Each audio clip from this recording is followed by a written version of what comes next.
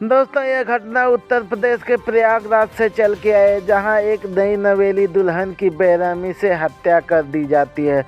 ठीक 15 दिसंबर को इसकी शादी होती है और 15 जनवरी को इसका मर्डर हो जाता है।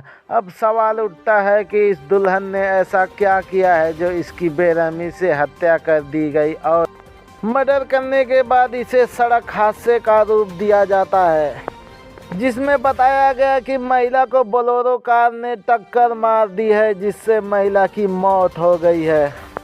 पूरी बातें विस्तार से बताऊंगा, क्योंकि कभी कभी गलतफहमी भी जानलेवा साबित होती है। तो बने रहो मेरे साथ वीडियो के अंत तक।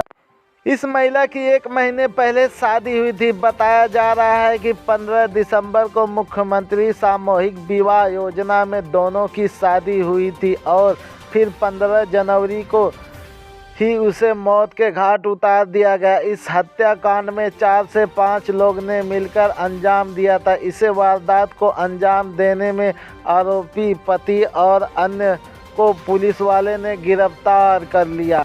यह घटना प्रयागराज जिले के सोराव की है। महिला का नाम गुंजन पटेल है। 26 साल की गुंजन पटेल की शादी नरेंद्र पटेल से हुई थी। शादी 15 दिसंबर को हुई थी। नरेंद्र सिंचाई विभाग में बाबू के पद पर है। बताया जा रहा है कि दोनों एक दूसरे से प्यार करते थे, इसलिए सामूहिक विवाह कार्यक्रम में शादी रचाई थी। लेकिन शादी के कुछ दिनों बाद पति को पता चला कि उसकी बीवी किसी और से चुपके बातें करती है। इसलिए नाराज होकर नरेंद्र पटेल ने गुंजन को उसके मायके सुजनीपुर छोड़ आया। जब पुलिस ने बारीकी से जांच किया तो पता चला कि शादी के बाद जब ऑफिस में नरेंद्र रहता था, तब बीवी का कई बार फ़ोन व्यस्त आ रहा था। इसके अलावा वह कई बार फ़ोन पर रात में भी बिजी रहती थी। ऐसे में उसे शक हो गया कि किसी और शख्स से प्रेम है।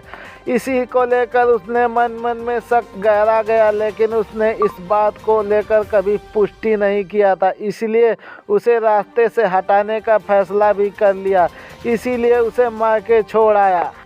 इसके बाद 15 जनवरी की रात नरेंद्र अपने दोस्त उमाशंकर पटेल, पंकज यादव, बलराम यादव और अन्य किसी दोस्त के साथ बोलेरो कार से अपनी बीवी के मायके गया था। वहां जाने के बाद किसी और के जरिए पत्नी को बुलाया था। वहां आने के बाद 5 लोग ने मिलकर पहले गुंजन पटेल की हत्या कर दी, फिर उसकी लाश को बोलेरो गाड़ी चढ़ा दी।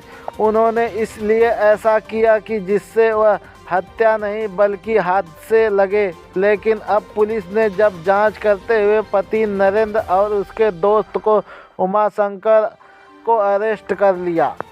जब पुलिस ने नरेंद्र के पिछवाड़े और उनके दोस्त के पिछवाड़े में 4 डंडे मारे तो नरेंद्र ने सब सच्चाई कबूल करते हुए कहा कि हम लोग मारने का प्लान बना लिए थे। मेरी बीवी पर इतना शक हो गया कि वह किसी और से बात कर रही थी। फिर हमने चारों मिलकर प्लान बनाया और चिकन खाए और खूब शराब पी। इसके बाद हमने उसे मौत के घाट उतार दिया। इसके बाद हमने बोलेरो चढ़ा दी ताकि पता ना चले कि हमने इसका मर्डर किया है। लेकिन नरेंद्र ने कभी पूछने की कोशिश नहीं की कि तुम किससे बात कर रही हो, तुम्हारा फ़ोन बिजी आ रहा है। तो ऐसे दोस्तों, इस बात को पुष्टि करते हुए मैं यही कहना चाहूँगा कि ऐसी गलतफहमियाँ अगर दिमाग में पनपती है तो इसे पनपने ना दें और इससे बचें।